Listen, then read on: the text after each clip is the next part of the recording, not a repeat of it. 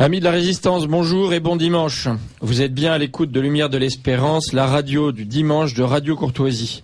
Émission diffusée en direct le dimanche 3 novembre 2013, 24 dimanche après la Pentecôte, dirigée par votre serviteur Grégoire Boucher et assistée par Christophe de Roscouré. Vos messages seront toujours les bienvenus et nous lirons ceux qui viendront enrichir cette émission.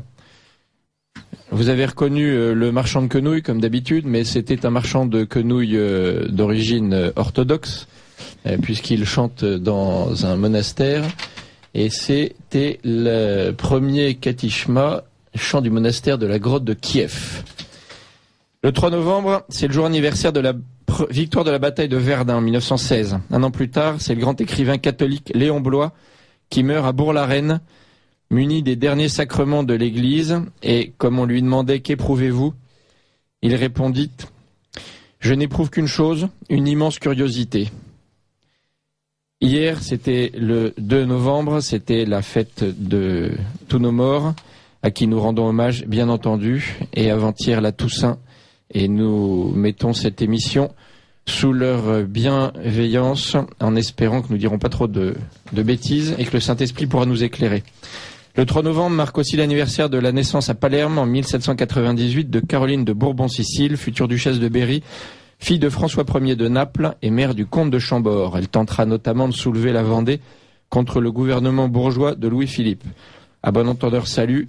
S'il y a une Caroline de Bourbon-Sicile qui existe en France, je l'attends, et nous espérons bien qu'elle va également pouvoir soulever enfin cette France contre les gouvernements bourgeois qui se succèdent depuis trop d'années.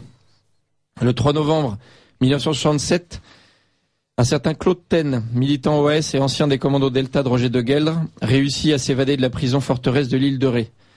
Il reste à ce jour le seul à avoir réussi cet exploit. Je lui rends donc hommage parce que ça n'a pas été donné à tout le monde.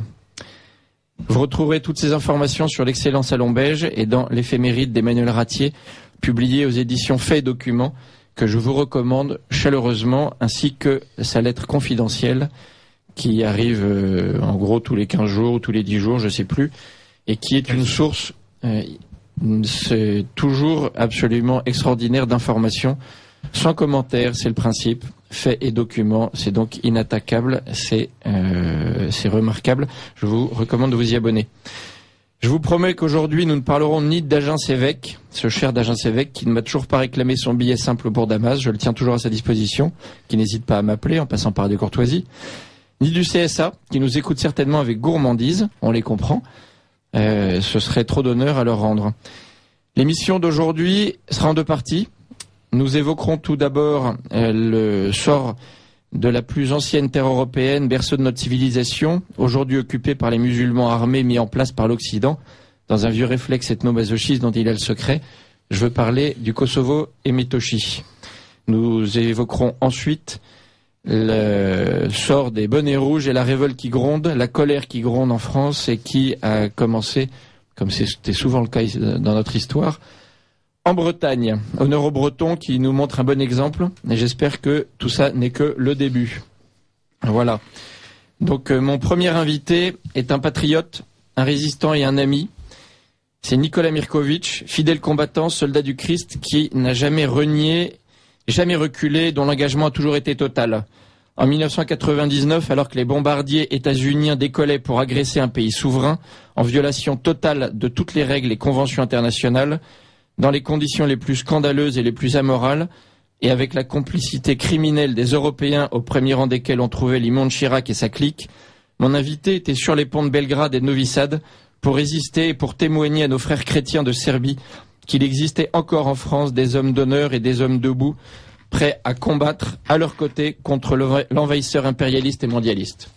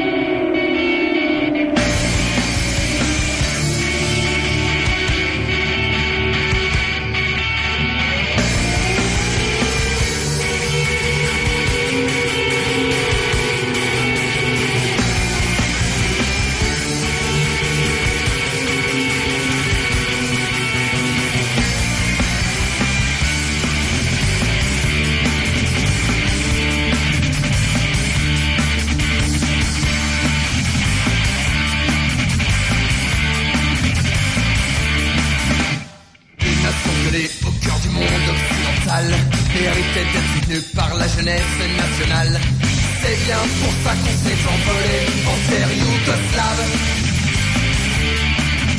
Pendant ce temps, Paris se noie dans la spirale du mensonge. L'OTAN dit que ça doit la propagande plus inonde. Pendant ce temps, Belgrade est la proie des bombes et des flammes. Ce ne sont pas des soldats qui massacrent les enfants et les femmes. US Go, celle qui scandait sur les ponts de Belgrade, le stade, le peuple serbe faisait le front NATO Go. Celle qui criait sur les ponts, c'est solidaires de leur souffrance que pour eux, nous chantions, nous chantions.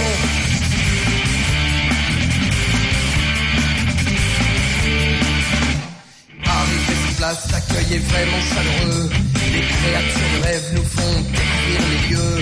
Soudain, le cri des sirènes résonne au cœur de la ville.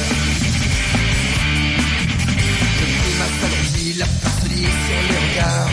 Les yeux se lèvent vers le ciel chargés de désespoir. Belgrade résigné, plongé, noyé dans le noir. Le terrorisme aveugle vient frapper, écarté au hasard. US Go, celle qui scandait sur les ponts de Belgrade, le stade, le peuple serbe faisait front NATO Go.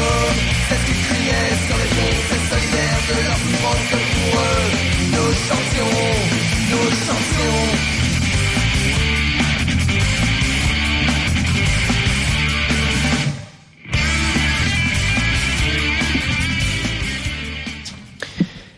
Vous êtes bien à l'écoute de Lumière de l'Espérance, la radio du dimanche de Radio Courtoisie. Vous venez d'entendre un extrait d'un album qui a été écrit il y a quelques années par In Memoriam et qui est, à l'image de mon invité Nikola Mirković, était parti également chanter sur et sous les ponts de Belgrade et Novi Sad pour protéger les populations civiles qui avaient été massacrées par les bombardiers états-uniens et américains. Donc j'ai dans le studio aujourd'hui Nikola Mirković. Bonjour Nicolas. Bonjour. Qui vient de publier aux éditions Jean Picolec. Et Jean Picolec, par la grâce de Dieu, est à mes côtés aussi. Bonjour Jean. Bonjour. Qui va pouvoir intervenir sur les deux sujets, aussi bien sur la partie bonnet rouge que sur la partie serbe évidemment. Donc un ouvrage que vous préparez depuis longtemps, qui s'appelle Le martyr du Kosovo et qui est préfacé par Jean-Louis Tremblay. Également dans le studio, Lev Blanc, responsable délégué général à la ruralité, à l'agriculture, à l'environnement, à la cause humaine, à tout ça, l'avenir de notre planète en fait. L'avenir de notre planète est entre vos mains, mon cher Lev. N'exagérez rien quand même, merci. Délégué quoi ? Délégué.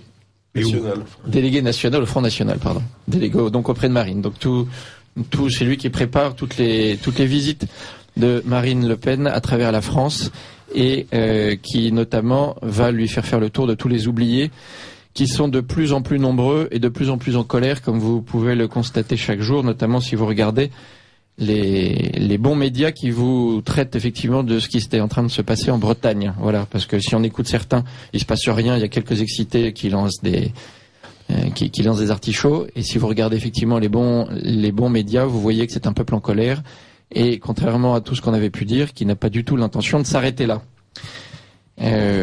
Nikola Mirković, donc c'est en 1999. L'Europe était relativement calme et puis nous avons vu arriver des bombardiers américains, états-uniens, qui sans aucun mandat, aucune autorisation, aucun règlement, se sont mis à venir bombarder et faire la loi, la police à 1h30 de Paris. C'est un cas unique dans l'histoire. Ça, c'est l'objet de votre ouvrage, Le martyr du Kosovo. Est-ce que vous pouvez nous rappeler rapidement ce qui s'est passé à ce moment-là, parce que finalement c'était hier et on l'a bien oublié tous, alors que ça se passe à nos frontières. Oui, je vais le faire rapidement. J'essaie de le faire parce que c'est un sujet qui mérite qu'on rentre dedans avec un peu plus de profondeur, parce que c'est un sujet qui est compliqué. Dans les années 90, il faut savoir qu'il y a un pays qui est la Yougoslavie qui résiste suite à la chute du mur de Berlin aux sirènes américaines et qui résiste fortement.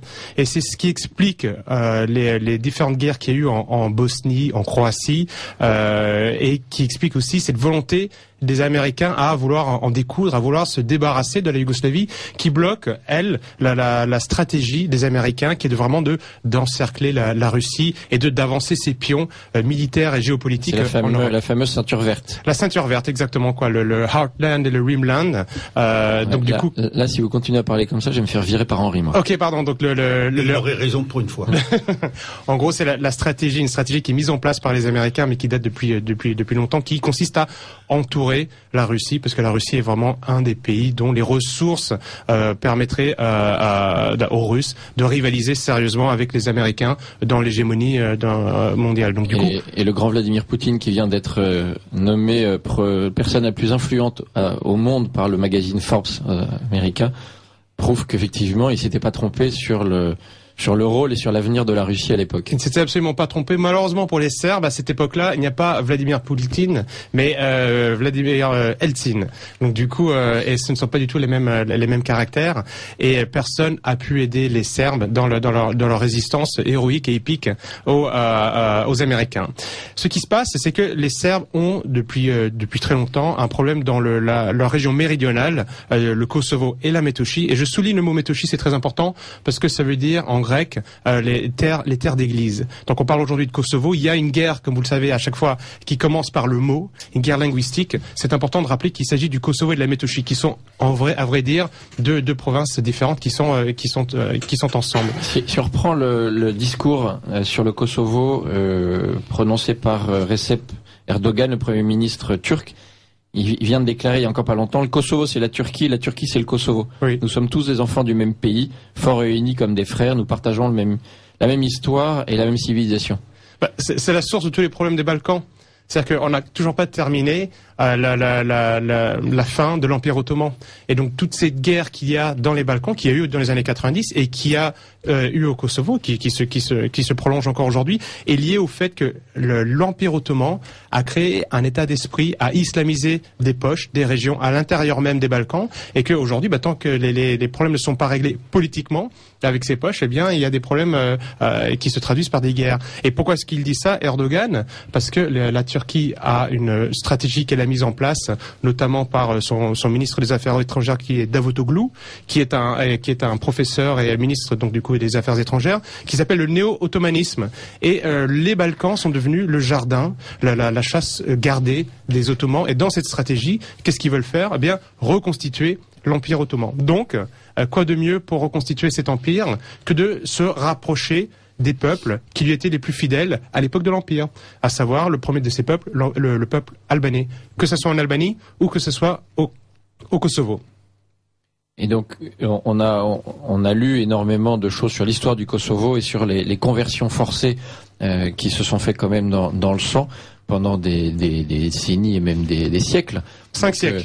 Ce pays est un pays martyr. En tout cas, c'est une région. C'était une région de la Serbie, mais qui a quand même subi le martyre pendant 5 siècles. Votre ouvrage traite évidemment de cette partie-là aussi, même si elle est plus orientée sur la partie contemporaine. On peut même dire que le Kosovo et Métochie est le berceau spirituel de la Serbie. On peut le dire parce qu'à l'époque où la Serbie était la plus influente en Europe, au milieu du XIVe siècle avec l'empereur Dušan, eh bien c'était en effet le Kosovo qui était le berceau, qui était le lieu où résidait l'empereur et où la plupart des chevaliers résidaient. Ça n'est pas que la seule région de la Serbie, mais c'est une région qui est importante. Pourquoi? Parce que le Kosovo, d'abord, c'est un nom serbe. Hein, je le dis, c'est important. Quand on voit que les Albanais réclament cette région aujourd'hui, ils réclament une région dont le nom est serbe. Et dans cette région du Kosovo et de la Métochie, les empereurs, les rois, les princes et l'Église ont construit énormément de monastères. Et pendant ces 5 siècles d'occupation, il y a un élément qui a toujours fait survivre le peuple serbe, parce que c'était évidemment difficile. 5 siècles, on ne se rend pas compte de ce que c'est en France. eh bien, c'est le souvenir de la grandeur de cet empire du Kosovo. C'est le souvenir réel, parce que c'est un souvenir que vivaient les Serbes de ces églises, du monastère de Gračanica, du monastère de Visoki Dečani, de tous ces lieux qui sont les lieux forts de l'identité serbe. Et pendant ces 5 siècles, qu'est-ce qu'ils ont fait les Serbes? Eh bien, ils ont résisté militairement, ça c'est certain, avec des hauts, des bas, et avec les moyens qu'ils avaient, avec l'aide parfois de l'Empire austro-hongrois ou tout seul, et aussi par l'art.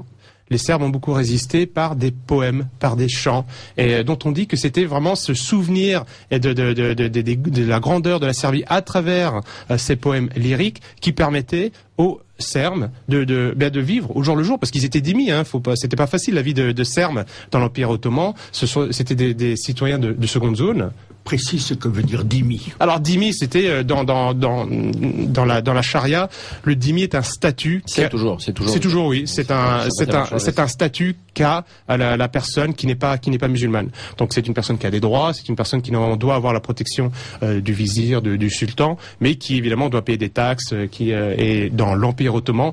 Une des taxes, il faut savoir, qui était assez cruelle, qui est le devshirme, qui est en turc veut dire la cueillette, c'est-à-dire que les familles devaient donner un enfant à l'Empire. Du reste, ils le donnaient pas, c'était l'Empire qui se servait, et ils prenaient en général les garçons qui étaient en bonne santé, pour en faire des janissaires, pour une armée d'élite au sein de l'Empire. Donc ça, c'est le genre de vie que vivaient les Serbes à l'époque ottomane.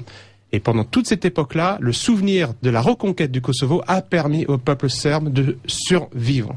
Le peuple serbe n'aurait pas pu survivre s'il n'y avait pas ce souvenir. Et donc du coup, à la fin, c'est ce qui a permis au début du XXe siècle, même au début du XIXe, à se libérer partiellement des Ottomans. Et au début du XXe siècle, ça a permis au peuple serbe de se libérer définitivement, de repousser les armes à la main, l'envahisseur ottoman. Alors que s'est-il passé avant 99 et pour justifier, même s'il est injustifiable, cette intervention des États-Unis au Kosovo et en Serbie? Les Américains veulent être présents dans les Balkans.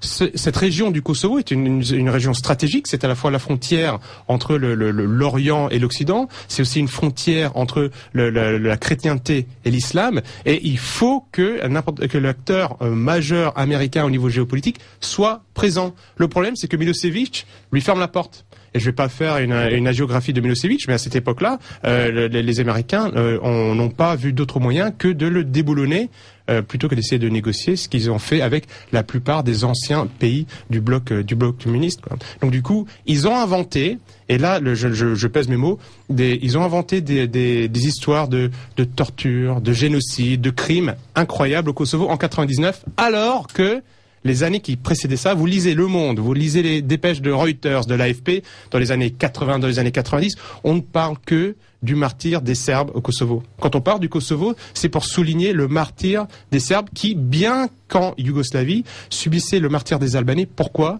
Parce que le régime communiste voulait à tout prix que les Albanais deviennent des bons Yougoslaves, et donc tout était permis aux Albanais, qui pouvaient célébrer leur nationalisme, qui pouvaient avoir des universités dans leur langue, mais les Serbes étaient privés de ce droit. Et donc du coup, il y a eu petit à petit, depuis la fin de la Deuxième Guerre mondiale, il y a eu de plus en plus d'exactions, de crimes commis contre les Serbes, comme à l'époque ottomane. Et donc du coup, en 98, qu'est-ce qui va changer la donne? C'est que les Américains n'arrivent pas à être présents dans les Balkans. Donc pour être présents, ils font 180 degrés par rapport à leur position. Avant, il faut savoir que l'attaché de Bill Clinton dans les Balkans, qui s'appelle Gelbard, parlait des Albanais, des mouvements séparatistes albanais comme de mouvements terroristes. Il dit l'UCK, qui est le mouvement de libération du Kosovo, est un mouvement terroriste en 98.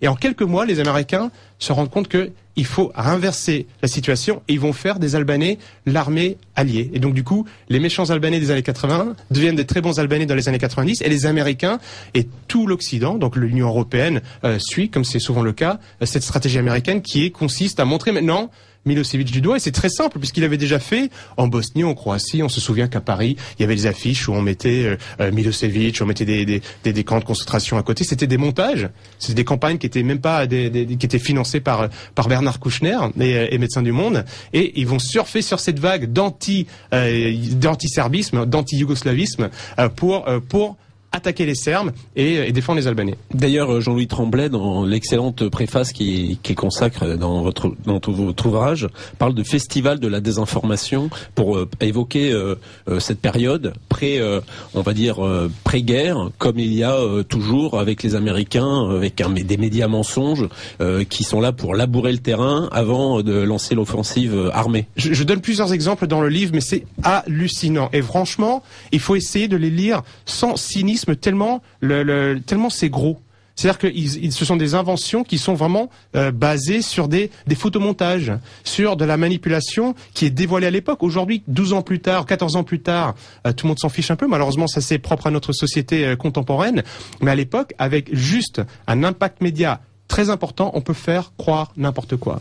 Et donc du coup, dans cette stratégie de communication, les Serbes, eux, n'ont malheureusement pas été très bons, ça c'est certain, et les Albanais ont été très très bons, puisqu'ils ont été conseillés par des sociétés spécialisées dans le lobbying, comme le Carnegie Foundation, comme Rudolfin, qui ont monté ces histoires de massacres et de génocide. Et je reviens là-dessus parce que le mot génocide est employé par Massimo D'Alema, le président italien, par Tony Blair, le premier ministre britannique, par Clinton évidemment, Albright, toutes ces personnes emploient ce mot de génocide, alors qu'à la fin, quand l'ONU est arrivée, il y avait des affrontements entre l'armée yougoslave et les Albanais à l'époque, mais à la fin, quand l'ONU est arrivée, il y a eu 2000 morts. Je suis pas en train de minimiser ces 2000 morts, il y avait un conflit armé, mais ce n'est pas un génocide. Or, on a fait croire à toute la planète, en tout cas dans les grands médias, que les Serbes étaient en train d'exterminer les Albanais. On parle à un moment même de 250 000. Donc ça c'est 250 000 Albanais qui auraient disparu. Mais Milosevic, c'est pas à La Haye qu'il fallait l'envoyer. C'est à Las Vegas. Il aurait dû monter un show pour remplacer David Copperfield, parce que faire disparaître 250 000 personnes en Europe sans que personne s'en rende compte, alors qu'on sait que la NSA écoute tout le monde, qu'il y a des caméras partout, c'est vraiment incroyable. Personne ne pouvait y croire. Le problème, c'est qu'avec les médias, pour des personnes qui ne sont pas instruites, pour des personnes qui ne se renseignent pas, eh bien on peut faire passer n'importe quelle baliverne et justifier plus de 400 sorties aériennes par jour pendant 90 jours sur la petite Yougoslavie. Et ce qui est vrai, c'est que ce que vous disiez, c'est que le peuple serbe s'est mal défendu, mais ils étaient très isolés. Ils n'avaient pas la diplomatie russe pour les soutenir. Et leurs alliés de toujours, les Français, se sont montrés en dessous de tout, en reniant finalement leur alliance historique. Et ça fait très mal.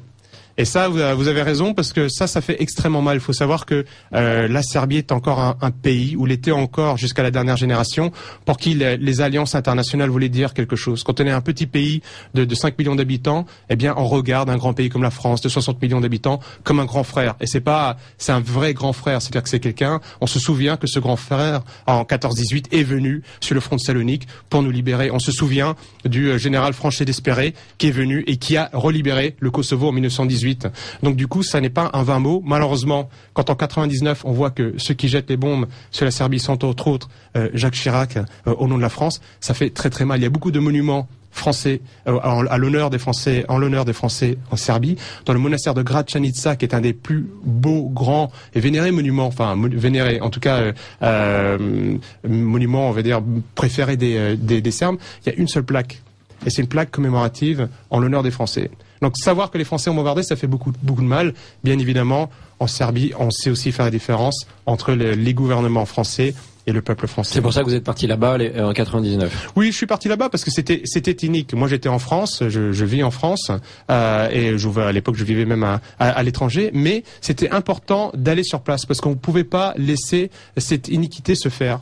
C'est quelque chose qui est, si tout le monde regarde comme des vaches qui regarderaient passer un train, comment est-ce qu'on va pouvoir changer quoi que ce soit? Donc il faut bouger, il faut aller sur place. La seule chose que je pouvais faire, c'est d'aller sur place comme bouclier humain. C'est tout à fait symbolique et c'est rien par rapport aux martyrs qu'ont vécu les Serbes en Serbie centrale ou au Kosovo et en Metochi. Mais c'était un petit acte. Mais c'est avec ces petits actes qu'on peut changer le monde. Et il y avait beaucoup de Français là-bas. Vous en avez croisé, en tout cas, un nombre significatif. Et par rapport à d'autres pays européens, oui. Et ça c'est bien parce que ça permet de redorer le blason de la France. Les Serbes ont vu qu'il y avait quand même beaucoup de Français qui étaient en désaccord et avec Paris, ce que disait le Paris aussi. il y a eu beaucoup de manifestations de soutien au peuple serbe. Exactement, quoi. Il y a eu beaucoup de manifestations devant les ambassades, devant l'ambassade américaine, du reste à la place de la Concorde. Et ça, les Serbes ont pu voir la réalité de ce que pensait le pays réel par rapport au gouvernement français. Mais ces mensonges sont systématiques. On les utilise encore tous les jours. Ils sont utilisés tous les jours, à la fois par nos gouvernements français et par les Américains. Je ne reviendrai pas évidemment sur les fausses couveuses trouvées en Roumanie, sur les armes de destruction massive ou les gaz effrayants qu'on reprochait à Saddam Hussein ou qu'on reproche toujours à Bachar el-Assad. C'est toujours la même propagande. On a dit la même chose contre Muammar Kadhafi. Ceux qui me connaissent savent que c'est pas spécialement mon ami. Je parle simplement, comme vous le disiez tout à l'heure, d'équité et de vérité. Voilà. Moi, je suis pas là pour prendre la défense de l'un ou de l'autre, simplement de dire quand il y a des mensonges, ceux-là sont absolument immondes, se font en plus au nom d'intérêts économiques. On le sait très bien, puisque c'est également au nom d'intérêts économiques que le Kosovo a été massacré, a été martyrisé. Donc, je reconnais humblement que quand j'entends que 2 journalistes se sont fait fumer au Mali, ça m'empêche pas plus de dormir que ça, c'est vrai, parce que ils sont responsables largement de ces mensonges d'État, de la propagation, de la propagande du mensonge d'État. Donc le jour où ces journalistes seront dignes de leur carte de presse et dignes de la vocation qui est la leur et qu'ils diront la vérité une bonne fois pour toutes, peut-être qu'à ce moment-là j'aurai un minimum d'indulgence à leur égard. Je pleure leur mort, c'est vrai, je suis vraiment désolé pour eux. J'aimerais qu'on soit également désolé pour le martyre de tous ceux qui aujourd'hui se font massacrer dans l'énorme maelstrom que représente aujourd'hui le Sahel, la Libye, le Mali, grâce à 2 personnes que sont Sarkozy et BHL. Le jour où on aura besoin de trouver des responsables, sans doute que du côté d'AQMI, il y a des responsables, mais je pense qu'il faudra que au tribunal de La Haye, plutôt que de mettre Radovan Karadzic ou Ratko Mladic, on trouve Sarkozy, Chirac et BHL. Ce sera plus efficace et plus juste par rapport à la vérité historique. On en revient au Kosovo puisque les mêmes causes produisent les mêmes effets. À l'époque, en 99, on avait exactement les mêmes menteurs, les mêmes médias qui nous racontaient des bobards, qui ont été les relais, comme ils le sont à chaque fois, des mensonges officiels. Heureusement, il y avait des Français, comme vous le disiez, en France et au Kosovo, qui ont pu témoigner au peuple serbe que vous aviez, que la France ne les abandonnait pas. Il y en a un notamment qu'on a en ligne, là, en ce moment. Je vous demande de prendre vos casques si vous voulez l'entendre. Donc, c'est Arnaud qui est au téléphone. Oui, bonjour. Est-ce que vous m'entendez? Bonjour Arnaud, on vous entend très bien. Salut Arnaud. Bonjour Grégoire. Salut Nicolas. Arnaud Gouillon, donc, qui est responsable, président de Solidarité Kosovo. Oui, fondateur de Solidarité Kosovo.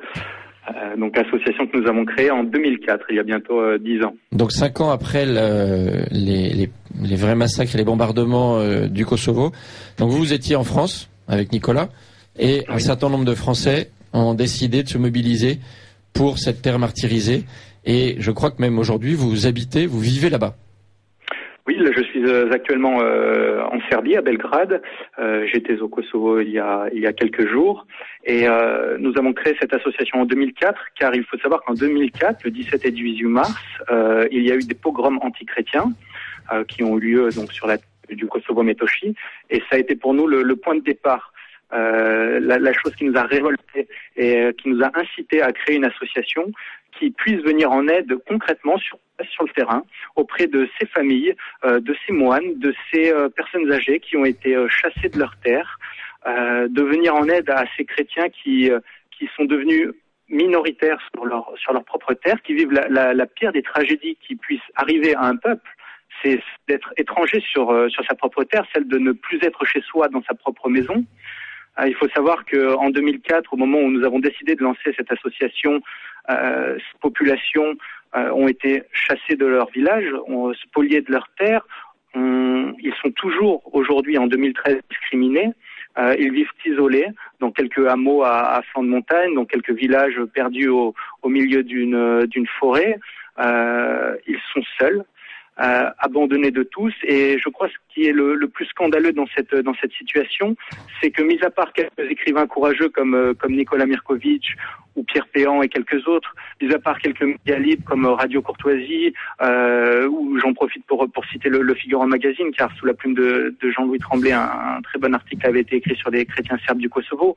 Et mis à part quelques ONG comme Solidarité Kosovo, personne ne dénonce ce scandale, personne ne dénonce ce désastre humanitaire et personne ne leur vient en aide. Il y a une omerta sur cette question-là, et je crois qu'il est de notre devoir aujourd'hui de le dire. Il faut aider ces chrétiens persécutés en Occident. Il faut aider et soutenir les Serbes du Kosovo. Et alors, comment peut-on vous aider ? Comment peut-on les aider ? Eh bien, on peut les aider concrètement de la façon suivante, comme nous le faisons avec Solidarité Kosovo, en organisant des convois humanitaires. Il faut savoir qu'en une décennie d'engagement, nous avons apporté pour plus d'1 400 000 € d'aide en matériel. Ce sont 30 convois humanitaires. C'est les aider en rénovant les écoles qui sont dans un état déplorable, et le service public est à minima pour toutes les zones serbes. Les écoles sont à l'abandon, il n'y a aucun entretien des routes. Eh bien là, notre association peut agir concrètement, peut permettre à 50 élèves dans une école que nous avons rénovée par exemple à Straja l'année dernière, eh bien d'étudier au chaud dans de bonnes conditions. On peut les aider en organisant pour les plus petits qui n'ont pas beaucoup de camarades, qui vivent dans des enclaves où il y a 50 habitants, où ils sont que quelques enfants. Eh ben, nous les prenons, nous les emmenons à la mer avec d'autres camarades d'autres villages, et ensemble, nous leur faisons découvrir la beauté de la mer, mais également nous les sociabilisons à travers les jeux. Et ça, c'est important pour leur développement personnel. Ils peuvent vivre le temps des vacances loin de la violence et de la discrimination qui sont leur quotidien. Donc, ce sont des classes de mer que nous renouvelons d'année en année pour ces petits Serbes des enclaves. Nous organisons des convois de nourriture pour la soupe populaire du Kosovo. Donc au départ de France. Au départ de France. Il y a d'autres pays qui se mobilisent en Europe pour eux ? Eh bien, écoutez, nous avons ouvert une association sœur en Espagne et une autre à Turin. Il y a également l'association des Amis de Decani qui existe en Italie. Malheureusement, c'est très peu, c'est très faible comparé aux besoins qui sont extrêmement importants, qui sont extrêmement grands. Pour l'anecdote, l'année dernière, nous avons envoyé 50 tonnes de nourriture. Cette année, nous convoyons en ce moment même un autre poids lourd. Un précédent poids lourd est arrivé la semaine dernière avec plus de 12 tonnes de nourriture. Ce sont des gros chiffres, mais les besoins sont immenses. 2000 personnes chaque jour se nourrissent grâce à cette soupe populaire. On en est là aujourd'hui au Kosovo, Metochi pour les populations serbes et chrétiennes en 2013. Ils ont besoin de Restos du Cœur pour pouvoir vivre dans leur village, sur leur propre terre, car ils sont discriminés, ils ne peuvent pas travailler, ils ne peuvent pas cultiver leurs terres car celles-ci ont été volées, ou comme ça a été le cas à Starogradsko en 1999, les laboureurs, les paysans ont été massacrés, 13 d'entre eux. Donc il y a une peur qui s'est installée et on a du mal à avoir une solution à court terme, même si nous essayons en partenariat avec l'Église orthodoxe, puisque Solidarité Kosovo travaille en partenariat avec l'Église pour tous les projets. Nous les élaborons ensemble, nous étudions les impacts ensemble et nous essayons justement de mettre en place des projets qui sont autosuffisants, comme la ferme alpine, la ferme coopérative que nous avons ouverte il y a un mois à Novo Brdo, qui permet donc à une dizaine de paysans de travailler directement sur la ferme, de produire du lait et du fromage destinés aux populations les plus pauvres, mais également de vendre le surplus dans les réseaux monastiques et ainsi de recevoir des financements pour développer d'autres fermes, d'autres projets du même type. Les paysans des alentours peuvent également, grâce à la chèvrerie qui a été ouverte, vendre leur lait et ils ont enfin un débouché pour leur propre production. Et donc c'est ça l'objectif final, c'est de permettre à ces gens de vivre sur leur terre, de pouvoir vivre de leur travail, de nourrir leur famille grâce à leur force et à leur sueur, et non plus simplement de ne vivre que grâce à de l'aide humanitaire que nous continuons à envoyer, évidemment, car il y en a besoin, mais nous espérons qu'à moyen terme, nous pourrons développer d'autres projets économiques pour leur permettre justement de vivre dignement.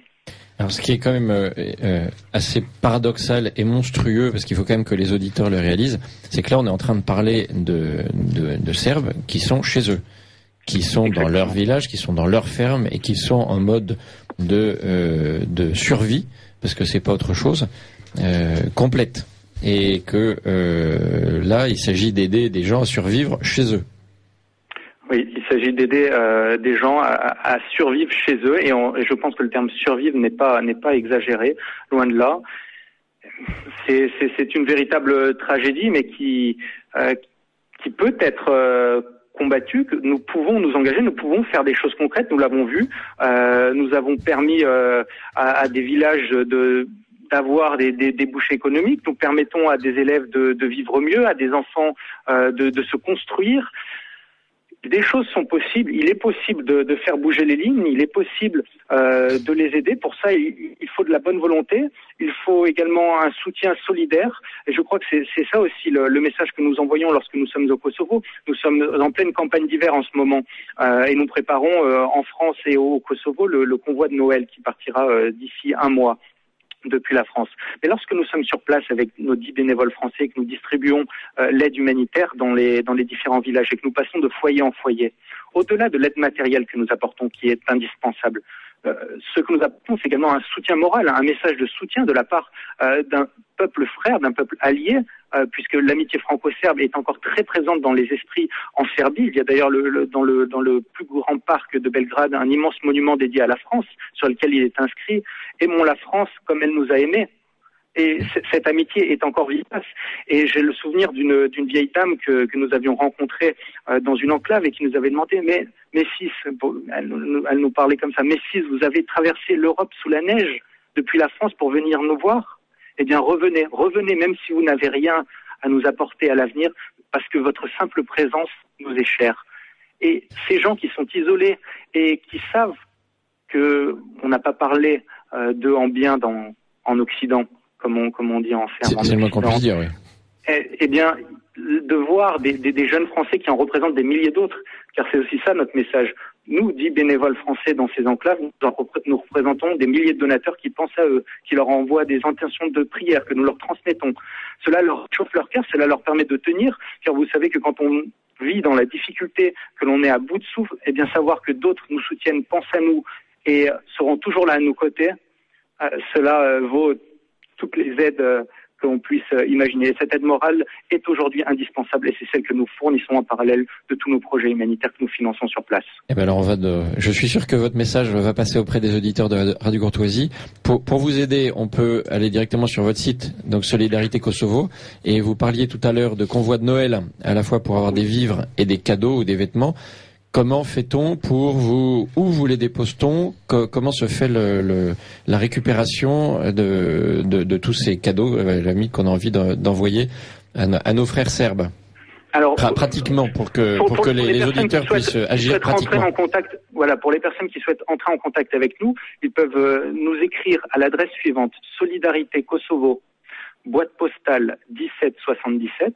Donc je répète, boîte postale 1777.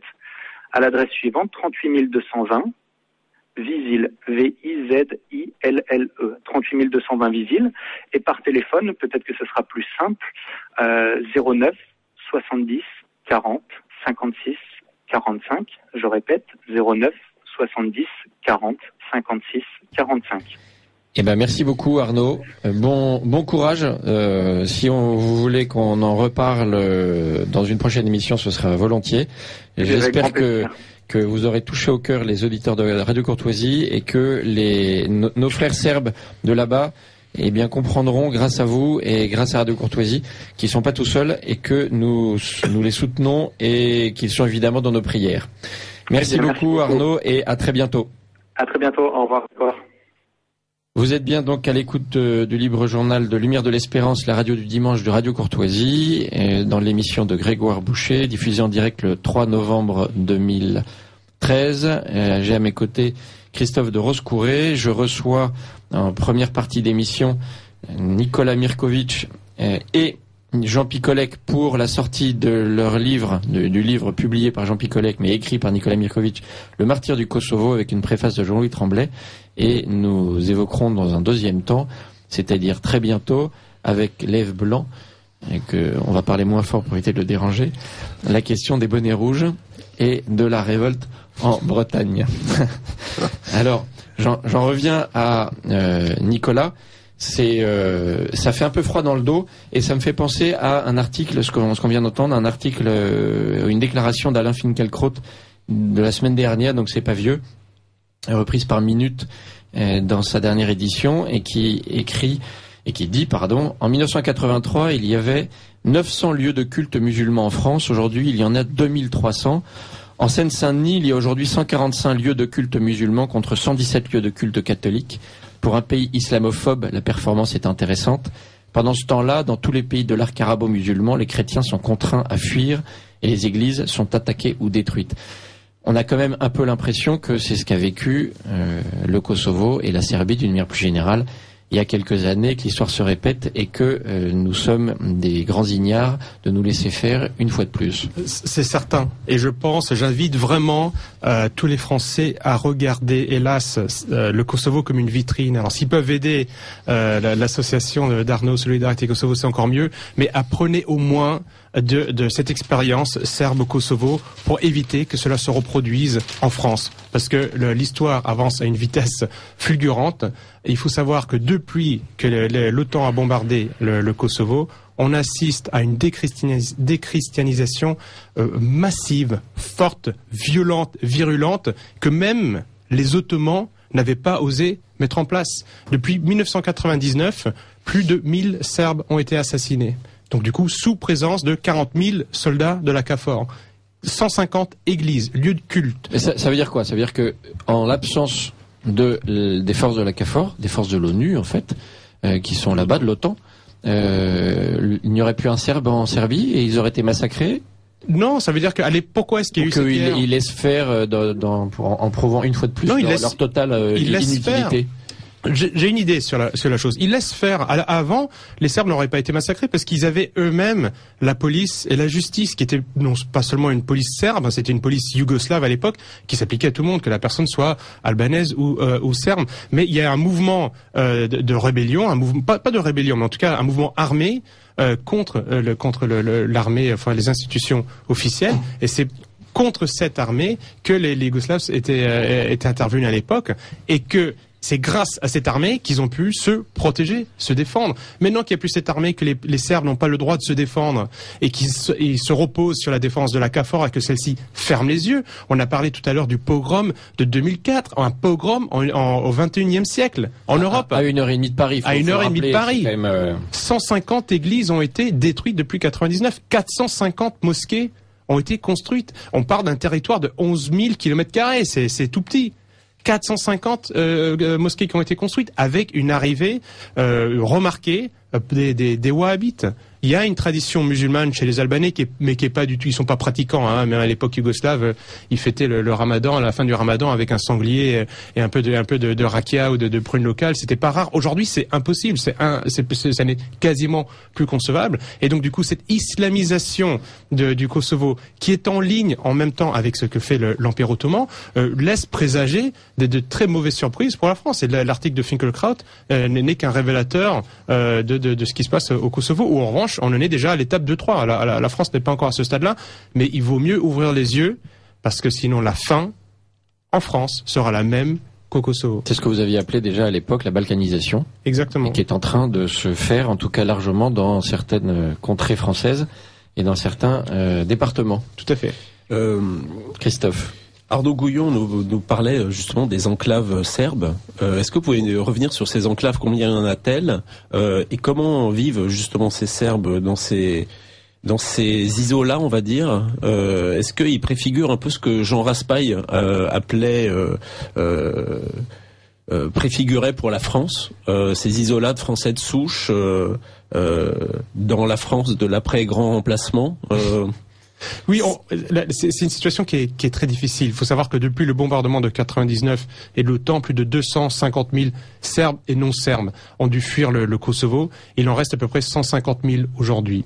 Et sur ces 150 000, vous en avez à peu près un peu plus du tiers qui vit au nord, donc du coup, et qui est mitoyen avec la Serbie centrale. Donc du coup, vous ne voyez quasiment pas la différence entre la frontière géographique du Kosovo et de la Serbie centrale. Et donc du coup, ces Serbes-là vivent correctement, on va dire, comme on peut vivre en Serbie aujourd'hui, avec un salaire moyen d'à peu près 200 € par mois. les Serbes qui vivent au sud de Libar, donc de la partie, donc le fleuve qui traverse Kosovska Mitrovica. Donc les Serbes qui vivent dans cette partie-là, dans des enclaves, peuvent vivre dans des enclaves de quelques milliers de personnes à une centaine. Donc du coup, et quand vous êtes dans cette enclave, eh bien, vous faites avec les moyens du bord. Donc du coup, soit vous avez des moyens pour faire un peu d'agriculture, vous en faites, soit vous n'en avez pas. Mais il faut savoir qu'il y a des villages, vous descendez 2 rues, vous êtes en face de la mosquée du village, vous êtes en zone albanaise, et vous remontez 2 rues, eh bien vous êtes en zone serbe, et les gens ne sortent pas de ces enclaves. Il y a du ramassage scolaire dans quelques petits villages pour que les élèves puissent se retrouver à un endroit, parce que quand vous avez 15 enfants dans une enclave, vous pouvez pas faire une école, donc il y a un ramassage scolaire. Ça dépend des moments. Il y a parfois ces ramassages scolaires sont caillassés, parfois ça se passe bien. Donc, et c'est pas une solution à long terme. Comment faire vivre 2 peuples qui ne veulent pas vivre ensemble? Tout le dilemme est là. Soit il y en a un qui absorbe l'autre, soit il y en a un qui vainc l'autre. Ou alors on peut imaginer que ça, qui fasse la paix. Dans certaines situations, dans l'histoire européenne, c'est possible. Le problème, c'est qu'il y a des tensions géostratégiques qui dépassent les Serbes et les Albanais, comme on a vu tout à l'heure. Si vous avez les Ottomans qui poussent à reconstruire leur empire, si vous avez les Américains qui poussent à avoir une présence militaire, si vous avez les Russes qui voient aussi qu'ils ont un intérêt géostratégique à jouer là-dedans, ça dépasse juste une poignée de main entre Serbes et Albanais. Et la fracture religieuse va être encore plus importante parce que, je vous dis, les Serbes sont quand même très chrétiens, ils défendent énormément l'Église, et l'Église est très présente, et les Albanais sont en train de devenir malheureusement beaucoup plus islamisés qu'il était avant, quoi. Donc au bout d'un moment, comment faire la paix dans cette situation? On a un intervenant au téléphone que nous allons prendre dans une seconde. C'est justement la question que j'allais vous poser, que je vais peut-être lui poser. Le peuple serbe aujourd'hui, les Serbes orthodoxes sont ultra minoritaires chez eux. Donc ça, cette question-là démographique va quand même poser un problème dans les années qui viennent. Et comme vous le disiez tout à l'heure, le Vladimir qui est à la tête de la Russie a changé. Et maintenant, il s'appelle Poutine. Est-ce que ça peut faire changer la donne, puisqu'on connaît ses relations effectivement avec l'Église orthodoxe? Bonjour mon père, et je ne sais pas si vous nous entendez. Donc nous sommes au téléphone avec le père Hilarion, qui est moine goumène de l'abbaye de Draganac, donc en Serbie. Bonjour mon père, nous entendez-vous? Bonjour, je vous attends bien. Je vous dire bonjour à vous et à vous, vos auditeurs ici de la forêt qui est à côté de monastère Draganas, parce que je n'ai pas réseau au monastère et je suis en train de chercher réseau dans la forêt. Mais faites attention, c'est dangereux les forêts. Oui. Non, pas notre forêt est très très belle et très calme, particulièrement dans cette période. Et habituellement, les moines on cherchait les champignons dans la forêt, et modernes moines cherchent le réseau pour le cellulaire, oui. Là, vous avez trouvé un téléphone et un réseau, c'est épatant, et c'est la joie quand même des réseaux et de la modernité. Je suis très heureux, grâce à ces réseaux, de pouvoir m'entretenir avec vous aujourd'hui. Nous évoquons j'allais dire le triste sort, non, parce que si vous êtes là, il n'y a pas de raison d'être triste. L'espérance est avec nous, et j'imagine, et dans vos prières chaque jour. Vous résistez, vous témoignez, et rien que votre présence sur vos terres et en Serbie prouve que il faut tenir, et il faut être persévérant, et il faut y croire. Oui. Pratiquement, vous avez dit le principal principe de notre existence comme Église ici, parce que nous sommes dans une période de témoignage de notre foi. Et il faut expliquer parce que Kosovo, pour le peuple serbe, est très important que pour l'identité du peuple serbe. Et si nous mettons le Kosovo dans le contexte d'évangile et du Nouveau Testament, nous pouvons comprendre Kosovo comme la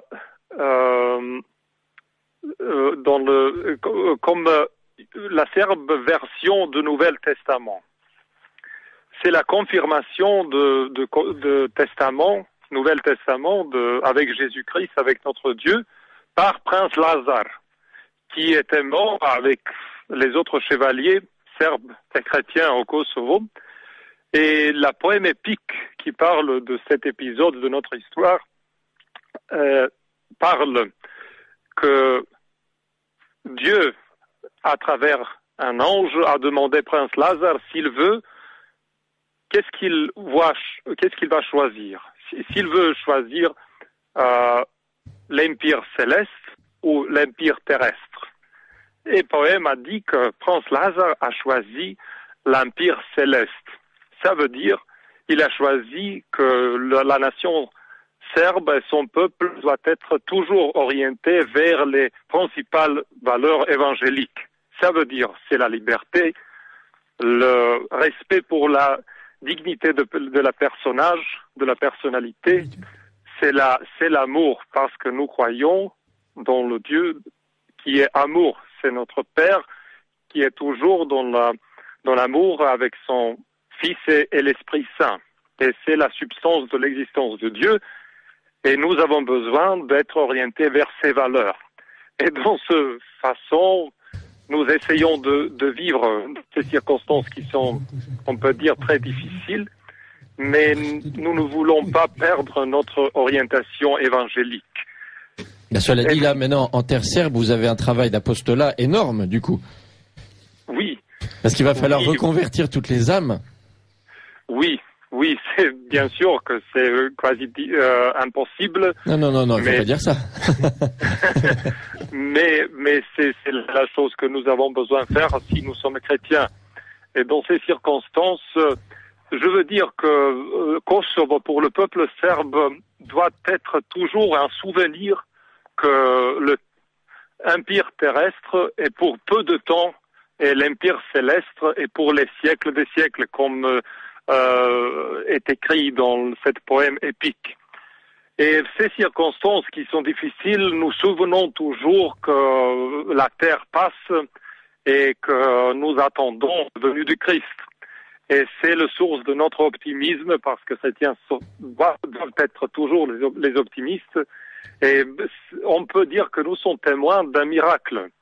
Dans ces circonstances très difficiles de la juxtaposition politique et sociale, nous avons un développement de la vie ecclésiastique. Par exemple, magnifique. Récemment, notre séminaire dans le centre de Prizren a commencé de travailler. Et nous avons la troisième génération des séminaristes qui font des études et qui doivent devenir prêtres, si Dieu le veut, dans le centre de Prizren où il n'y a pas pratiquement de Serbes. Nous avons les prêtres qui vivent avec ces familles. Vous savez que les prêtres orthodoxes, ils sont mariés. Oui. Et nous avons les prêtres qui vivent avec ces familles, avec ces enfants, dans les centres, dans les villes de Kosovo et Metohija, où il n'y a pas de Serbes, parce que les Serbes sont expulsés des villes. Et nous sommes les témoins que nos liturgies sont habituellement assistées. Il y a des fidèles qui viennent. Et paradoxalement, nous avons un développement de la foi dans les circonstances qui sont de la juxtaposition politique et sociale très difficile. Ben ça c'est bien, ça c'est des signes que le Saint-Esprit vous abandonne pas. Oui. Mais vous avez aucun doute là-dessus. Je n'ai pas entendu bien, excusez-moi. Je dis c'est le signe que le Saint-Esprit ne vous abandonne pas. Mais je pense que vous n'avez aucun doute là-dessus. Non. Je n'ai pas. Et chaque jour, mon esprit est plus grand.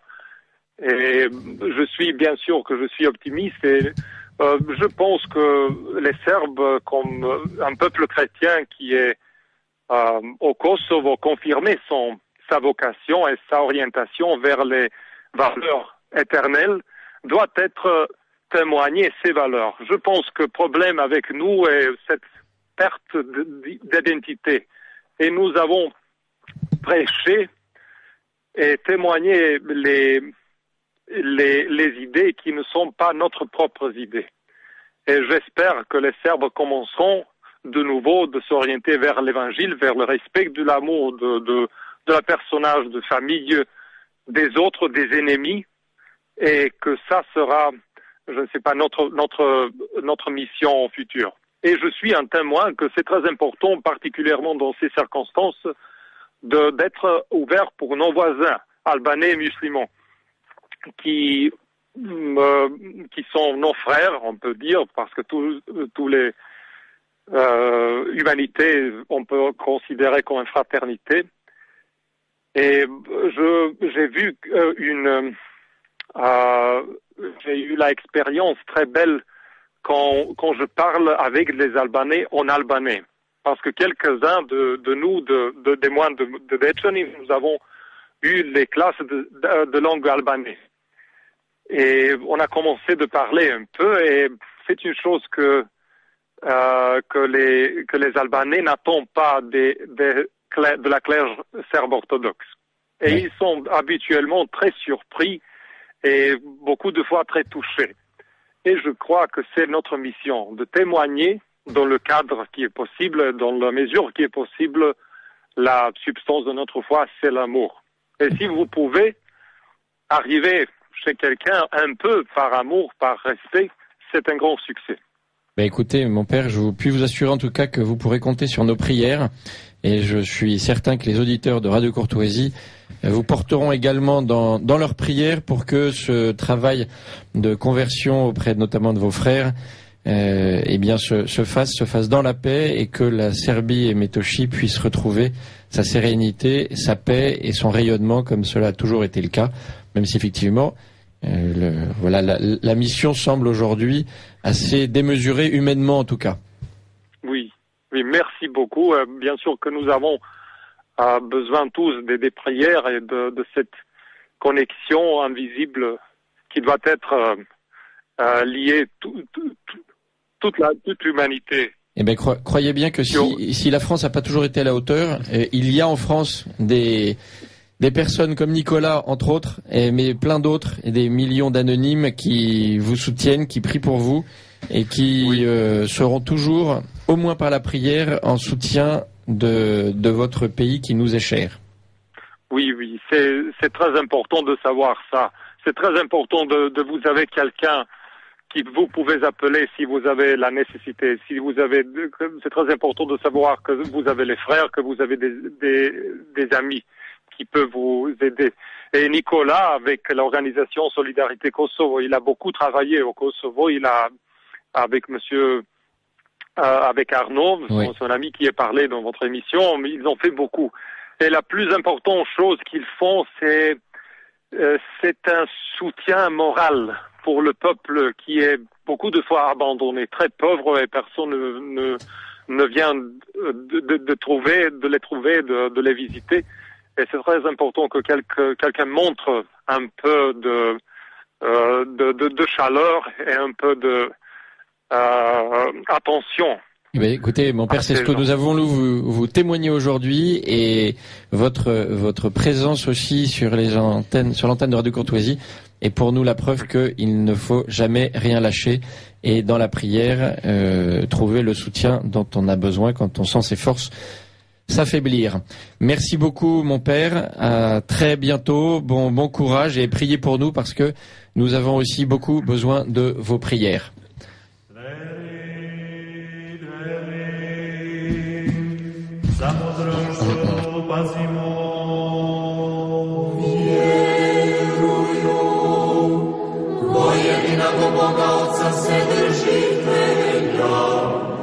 Tvorca nebo i zemlji vidnim, že sjeni nevidnim. Ivo jedinog Gospoda Isusa Hrista, Sina Božja, jedinorodnog koji je od Oca roždenog, preždec je hrijeh. Svijet od svijeta, Boga istina od Boga istina. Roždena nesotvorena, jedino sušna od svim žecija viša. Nas radi čelovjek i našego radi spasenja šećago s nebes. I voplotivšago se od Duha Svjata i Mariji Djevi očevom ječa sja. Raspjata Bože za njim pripoti si Pilati stradaše i pogrebena. I voskreša do tretinem popisanijem. I odšeća do nebesa i sjedjaša odesnuju Otca. I pak i graduša ko se slavaju suditi živim i mrtvim, jer Bože carstvu ne bude konca. i w Ducha Świętego Gospoda Żywotворящego i żadąca i słodящego, i że w Otcem i Synem spoklaniajmy i sławimy na Waszego proroki. Bo jednym świętym, sobotnym, apostolskую cerką i spowiedli jedno kreszczenie, ozdobnienie wiekom, szaju воскресения мертвых и жизни будущего века.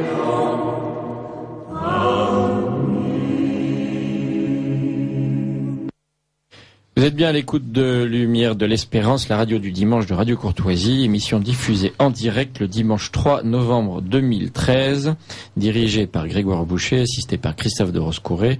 Nous recevons aujourd'hui Nikola Mirković pour son livre Le martyr du Kosovo, publié aux éditions Jean Picolec, qui est avec nous aussi. Bonjour Jean. Rebonjour Jean. Nous allons traiter rapidement, après, de la révolte des bonnets rouges et globalement de la situation de nos campagnes avec Lève Blanc, responsable délégué général à la ruralité auprès de Marine Le Pen. Et nous venons d'entendre la divine voix, la voix angélique de Divna Ljubojević. J'ai bien prononcé, Nicolas? Presque. Non, Ljubojević. C'était bien. Ouais. Désolé. Je répéterai, qui nous a enchantés. Et nous allons tout de suite écouter le bobino de la fête, annonçant la fête de Radio Courtoisie du 17 novembre.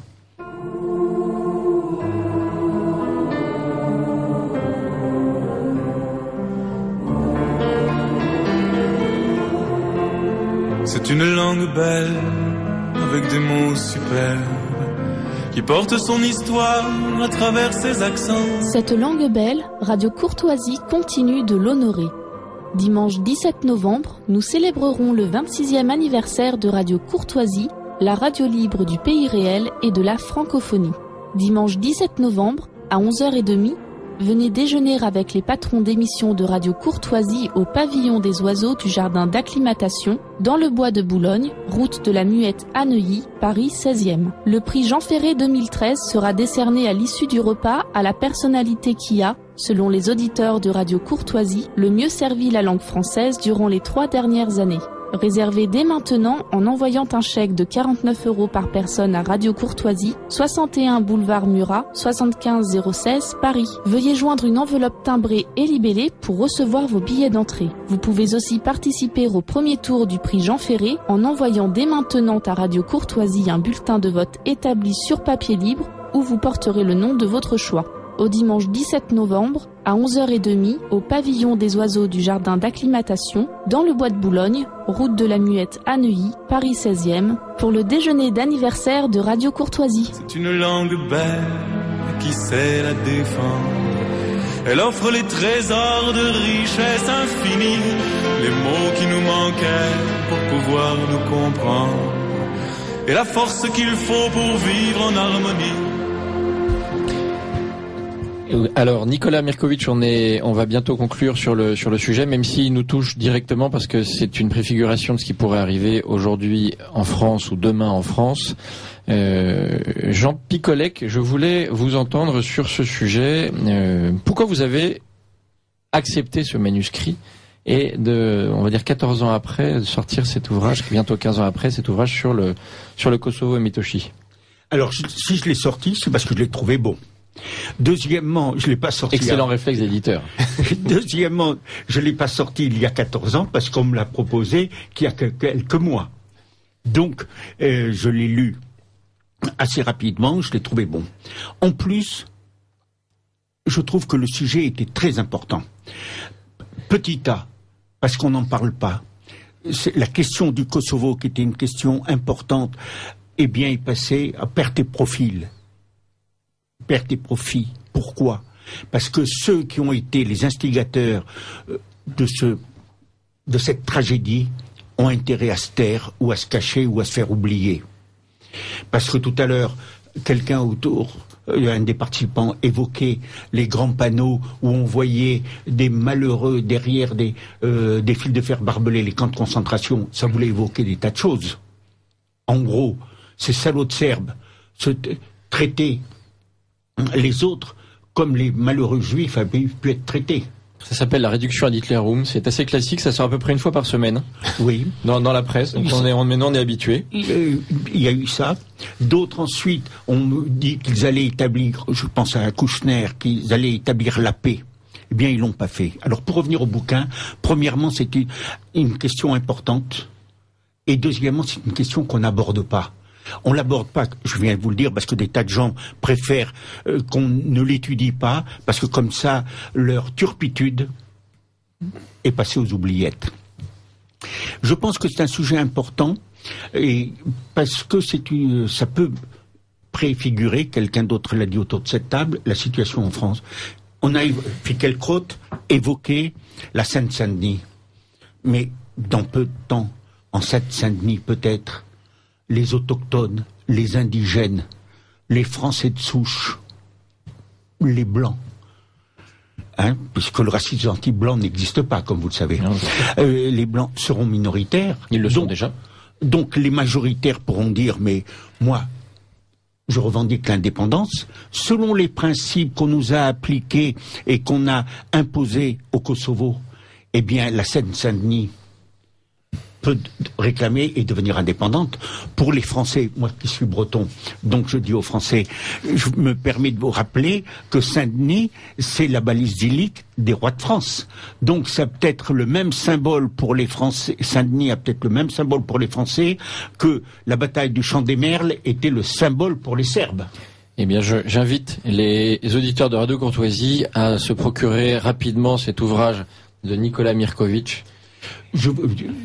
Merci pour prendre conscience de tout ça, et parce que effectivement ils trouveront là-dedans énormément de réponses sur ce qu'il s'est passé et sur ce qui pourrait se passer en France. Et très brièvement, Nicolas, qu'est-ce qu'on trouve dans votre livre?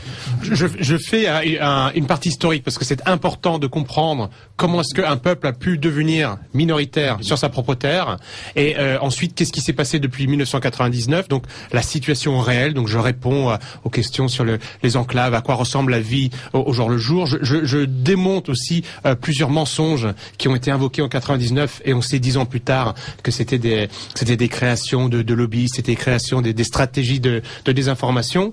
Et à la fin, je termine sur des solutions parce que j'ai beaucoup apprécié dans l'intervention du père Hilarion cet optimisme qu'il a, et cet optimisme que beaucoup de Serbes ont. Et si on se bat, si on sait qu'on est bon, si on sait qu'on est droit, il n'y a pas de raison qu'on perde. Les Serbes ont subi 5 siècles d'occupation ottomane. Ils ont réussi à s'en défaire. Maintenant, il y a une autre occupation. Il n'y a pas de raison qu'ils ne poursuivent pas le combat. Et donc, du coup, je donne quelques éclairages sur des pistes de solutions. Et Jean ? Pourquoi j'ai dit que l'ouvrage de Nicolas était bon? C'est parce qu'il est argumenté, il y a de nombreuses informations avec des références, et deuxièmement, ce n'est pas un ouvrage de partisans qui essayent, de propagandistes, c'est un ouvrage qui essaye d'être le plus rigoureux et il est honnête intellectuellement. C'est pour la raison pour laquelle j'ai publié cet ouvrage. Parce que je n'étais pas un agent du Kosovo. Non. Et dernière question, dernier point que je voulais dire, j'ai pensé à Jean-Louis Tremblay pour faire cette préface. Pourquoi? Parce que Jean-Louis Tremblay, d'une part, c'est un de mes copains, je le connaissais, et lui, c'est un vrai reporter. Quand il va, c'est aussi bien à la frontière de la Corée du Nord qu'en Afghanistan, qu'en Libye. Il ne traîne pas uniquement entre le Demago et le Flore.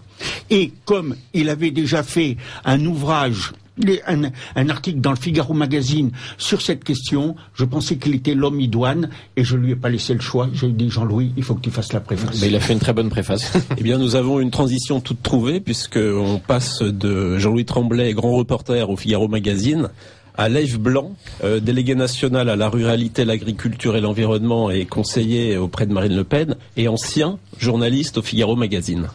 Alors nous allons aborder l'actualité française, notamment cette révolte qui gronde en Bretagne, cette révolte des bonnets rouges. Alors cette évocation historique d'une révolte qui date de 1675, Jean Picolec, en tant que breton, ça doit vous parler. Oui, mais je voudrais peut-être vous faire sourire. Vous savez que les bonnets rouges qui manifestaient à Quimper et ailleurs avaient un bonnet rouge. Oui. Très bien. Vous savez qui le fabrique? Jean-Guy Floch. Jean-Guy Floch, qui c'est? C'est le patron d'Armorlux. Vous savez, ça doit faire plaisir à Montebourg, qui se promenait avec la marinière. Donc, Jean-Guy Floch fournit les bonnets rouges. Alors, j'espère que Arnaud Montebourg ira au prochain Conseil des ministres avec le bonnet rouge. Alors, il y a des similitudes, en effet, parce que c'est une révolte antifiscale. On parle de l'écotaxe, ces fameux portiques. Leif Blanc, au-delà de cette écotaxe, qui est un symbole, c'est bien plus profond, la crise qui frappe toutes les filières agricoles en Bretagne. Elle est très grave, très profonde et malheureusement pas récente du tout. Et c'est peut-être le premier aveuglement et le plus grave, c'est de voir un gouvernement arriver au mois d'octobre 2013 en disant urgence, urgence, urgence. Urgence, c'était en 2009 dans le lait, c'était en 2010, 2011 déjà dans le poulet et dans le porc. Et tout et l'intégralité de ce qui est en train de s'effondrer en Bretagne, c'est vraiment sur ces 10 dernières années chronique d'une catastrophe annoncée. Et de voir des politiques qui n'ont rien dit, rien vu, rien voulu voir venir, arriver avec 15 malheureux millions aujourd'hui sous le bras. Et je me souviens aussi très bien, et ça c'est Marine Le Pen l'avait dit d'ailleurs dans un déplacement récemment en Bretagne, à propos de Monsieur Hérault, quand il a dit à l'Assemblée nationale, on est prêt à faire pour la Bretagne ce que nous avons fait pour la Lorraine. J'aimerais bien moi que Monsieur Hérault vienne dire ça droit dans les yeux à un agriculteur ou à un ouvrier breton, parce que je pense pas que c'est vraiment ce qu'attendent les Bretons. Voilà. Donc cette crise, elle est très profonde, très grave. Et on est en plein dedans. Pas encore à l'apogée, je pense. Il y a 3 jours, Jacques Millard a publié un article qui s'appelle « La lente mais inéluctable descente aux enfers de la France », dans lequel il conclut en disant « Il demeure que la plupart des princes politiques de gauche et de droite refusent de reconnaître les évidences et laissent à Marine Le Pen un boulevard. » Et c'est pas tant nous laisser un boulevard au Front National, c'est eux qui sont dans un déni de réalité qui est terrible. Et le déni de réalité est de réalité économique, sociale et économique. Sur l'agroalimentaire, c'est flagrant. Qu'est-ce qui, dans toutes les causes, il y a beaucoup de causes et je ne vais pas vous en faire un catalogue aujourd'hui, mais la cause la plus profonde de la perte de compétitivité et maintenant de la perte des usines, tout bêtement, de l'agroalimentaire en Bretagne, mais demain dans toute la France, c'est le dumping intra-européen. Parce que on continue à nous vendre une Europe qui serait censée être une forteresse contre le reste du monde, et on se rend compte que dans beaucoup de domaines industriels, aujourd'hui, c'est la concurrence intra-européenne, même pas extra-européenne, qui est en train de détruire une partie de notre tissu industriel. Et dans l'agro, c'est l'Allemagne, l'Espagne, l'Italie, surtout l'Allemagne. Et là encore, on est dans un déni complet. On nous rebat les oreilles avec un modèle allemand qui serait celui du haut de gamme sur les voitures, ainsi de suite, et que nous, pauvres Français, comme on savait pas faire aussi bien qu'eux, on a perdu nos marchés à l'international. Dans l'agro, c'est tout le contraire qui se passe. Les Allemands ont pris un standard industriel très bas. Bon, c'est mangeable, mais c'est pas ce qu'il y a de meilleur, loin de là même. Mais ils ont pris ce ratio. Ils ont utilisé une directive européenne qui date de 1996 sur le détachement des travailleurs. Hop, ça leur a permis d'aller ramasser 500, 600, je sais pas, même peut-être plus d'1 million de travailleurs à bas prix dans les pays de l'Est, parce qu'il n'y a pas d'accord de branche dans l'agro et l'agriculture en Allemagne, donc pas de salaire minimum. Tout ce beau monde travaille dans des abattoirs ou dans des usines ou dans des porcheries géantes pour 3-4 euros de l'heure, même pas. Donc là, ça leur a donné un avantage énorme. Mais il y a encore un autre avantage, et là ils l'ont fait sciemment contre leurs partenaires entre guillemets européens, c'est de s'approprier tout bêtement les marchés des autres. Sur le porc, comment ils ont fait? Ils ont financé, les banques des lenders, on offre des packs aujourd'hui quasiment. Donc derrière les subventions qu'on donne en direct, plus ou moins, les choses les plus efficaces pour l'agriculture et l'agroalimentaire, c'est le financement. En France, on a de plus en plus de mal à financer tout ça. En Allemagne, ils ont des lignes de crédit ouvertes sur 40 ans parfois. Alors tout le monde dit après ils sont surendettés. Oui, mais au moins ça tourne. Ensuite, pour conquérir les marchés d'export, ils ont d'énormes lignes d'assurance crédit. Et dans l'agro, la plupart des clients sont pas des très grands clients. Il y a beaucoup de petits et moyens clients. Et j'ai entendu plusieurs fois des patrons de l'agro française me dire, mais nous on a 60, 70%, 80% parfois de notre clientèle étrangère, elle n'est pas couverte par la COFAS en France ou par d'autres sur le marché de l'assurance crédit.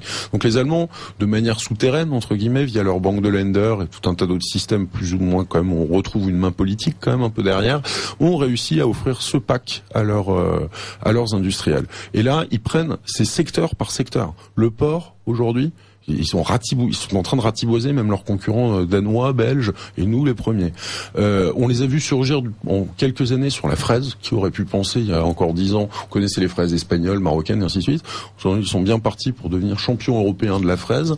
Les Alsaciens hurlent parce qu'ils débarquent dans l'asperge, qui jusqu'à maintenant était plutôt une production avec une belle valeur ajoutée. Ça veut dire qu'on va avoir des bonnets rouges en Alsace alors? Bah peut-être, ce serait bien. À quoi je pense encore? Le lait, c'est très important dans l'Ouest aussi pour l'agro, parce que ça vraiment, la France a longtemps été le premier producteur de lait d'Europe. Aujourd'hui, c'est l'Allemagne. Ça fait 5 ans qu'on n'arrive plus à faire notre quota national. En 2015, il n'y en aura plus, mais donc on hausse tous les ans de 1 point. Le quota normalement à peu près pour se préparer à ça. Les Allemands le font systématiquement, ils l'explosent systématiquement. Donc ils sont à, je dis pas de bêtises, je sais plus, excusez-moi. Nous on est en dessous de notre niveau de production des années 80 et eux ils nous ont complètement explosé. Et il y a quelques jours est tombée une nouvelle qui peut paraître secondaire, mais les Allemands sont devenus le plus gros exportateur et producteur de fromage de base devant nous. Donc tous les domaines qu'ils veulent attaquer, ils l'attaquent, ils le prennent, ils le gagnent, et si on ne se défend pas contre ça, bah ça va continuer à tomber. Voilà. Les chiffres été publiés il n'y a pas si longtemps. On a 1 ou 2 paysans français agriculteurs qui se suicident par jour. Les ferment quasiment tous les jours aussi. À l'époque, je me souviens de Jean-Claude Martinez qui déjà avait alerté la population sur ce sujet-là, qui avait fait une étude absolument effrayante sur le sujet. Combien de temps, là on voit que les Bretons réagissent, mais pourquoi n'ont-ils pas réagi plus tôt, et est-ce qu'on va voir ces réactions ailleurs? Parce qu'on leur a menti, on les a endormis, et il faut se rappeler que la Bretagne, c'était quand même au moment du traité, du référendum sur la Constitution européenne, la Bretagne est la seule région, je crois, avec l'Île-de-France, à avoir majoritairement et très majoritairement voté en faveur de ce traité, de cette Constitution. On a vendu une Europe et une mondialisation heureuse aux Bretons, et on les a totalement roulés dans la farine, parce qu'aujourd'hui, ils découvrent avec horreur que en fait c'était pas l'Europe de la paix mais celle du dumping. Donc c'est eux leurs ouvriers contre des Roumains à 4 rollers qui vont arriver chez eux maintenant. Ils découvrent que la promesse de nouveaux marchés, la promesse de plus de progrès, d'investissement et tout, c'est une avalanche de directives assez absurdes pour beaucoup d'entre elles, ou de nouvelles taxes comme l'écotaxe qui va arriver. Et ils découvrent tout simplement que on leur a vendu une Europe qui n'existe pas. L'Europe sécurité, l'Europe ceci, l'Europe cela, elle n'existe pas. C'est même pas une question d'être pour ou contre l'Europe. C'est l'Europe, l'Union européenne telle qu'elle est aujourd'hui économiquement, c'est rien du tout là-dessus. C'est rien du tout. Ça n'offre pas plus de marché pour nous que ça n'offre de protection potentielle. Ceux qui nous expliquent, quand Bruno Le Maire et quelques autres anciens ministres de l'Agriculture disent demain l'Europe doit être mieux structurée pour mieux se protéger du dumping, du ceci, du cela, que dalle. C'est de la flûte. C'est de la flûte, c'est impossible. Ce sont des et j'ajouterais qu'en plus, c'est d'autant plus impossible qu'on n'arrête pas de signer des mandats de négociation exclusifs à la Commission européenne pour qu'elle négocie les plus gigantesques traités de libre-échange qu'on ait jamais vus. Là, le traité transatlantique, le traité avec le Canada qui vient d'être signé. Alors là, pour l'agriculture et l'agro, ça va être encore pire. On a 14 à 15 points d'écart de compétitivité avec l'Allemagne sur le porc, un peu moins sur le lait, mais c'est quand même c'est sur la transformation derrière. On estime sur le porc et la viande bovine, entre les États-Unis et le Canada, on doit avoir 25 points de compétitivité d'écart. Donc eux, quand ils vont arriver sur le marché, ils vont le vitrifier. C'est très simple. Mais l'année prochaine, on va avoir des élections municipales et européennes. Est-ce que c'est ce peuple français, est-ce que ces paysans vont voter avec leur bonnet pour une fois et pas avec leurs pieds?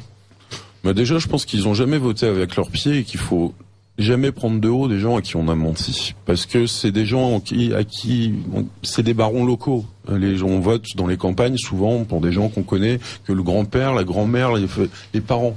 Et c'est cette petite élite locale de petits, moyens et grands féodaux qui est responsable de ça, pas les gens qui ont voté pour eux. Eux l'ont fait souvent par fidélité, par confiance, et c'est ces gens-là qui ont été trompés par leurs élites locales. Et c'est cette élite locale qu'il va falloir littéralement balayer, parce qu'elle s'excusera jamais. Elle a sauvé son siège. Alors, ce qu'on dit souvent aussi, quand vous avez plus d'usine, on vous offre un musée, un pôle de compétences, ceci, ceci, cela. Hop, ça fait du boulot pour le conseil régional, ça fait du boulot pour le conseil général, pour les copains, les consultants, tous ces profs qui font de la politique et qui ont jamais foutu les pieds dans une usine. Ça, tous les agriculteurs que je connais, tous les ouvriers que je connais et tous les petits patrons que je connais ne cesseront de vous dire, mais le temps qu'on aura à la tête de tous ces machins en local uniquement, et je dis bien uniquement, des profs en disponibilité et parfois quelques notables locaux, on n'y arrivera jamais. Et c'est ça qu'il faut changer. Voilà, et d'urgence. Et c'est ça que Marine envisage de changer, d'urgence. Que nous envisagerons tous de faire, oui. C'est bien, mais c'est une très bonne nouvelle. Je donne rendez-vous à ce titre-là à tous ceux qui sont en colère, avec ou sans bonnet, mais venez avec, tant qu'à faire. D'abord, vous soutiendrez comme ça le Armand Lux. Le 26 janvier, à Paris et partout en France, ce sera le jour de la colère. Et parce que, il y a un moment donné, effectivement, les mensonges ne payent pas. Donc, puisque la France et les gouvernements français est autiste et apparemment est sourd, eh bien, il va falloir venir vous faire entendre. Jean Picolet, vous aviez un mot à dire ? Oui, je voulais raconter une anecdote, parce que tout ce qu'il a exposé, c'était très bien, très structuré, mais une anecdote qui va bien sûr à l'appui de ce qu'il vient de dire.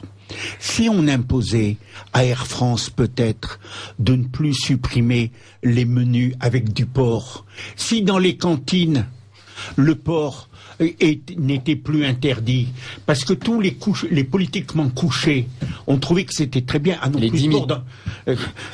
Oui, mais ils sont autodimis. Oui.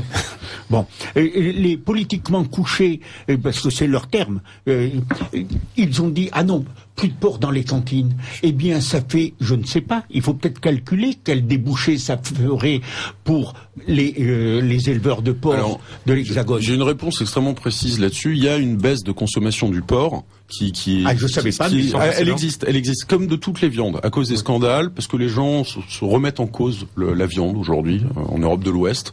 On mange trop bien depuis trop longtemps, visiblement. Mais sur le porc, donc cette baisse de consommation, elle est effective. L'influence, entre autres, dans tout ce qui est restauration collective, de la dimitude est problématique. Mais moi, je vais vous dire, si on continue à manger du cochon, mais qu'il est allemand, ça va pas changer grand-chose pour les agriculteurs et les usines françaises. Voilà, c'est aussi ça.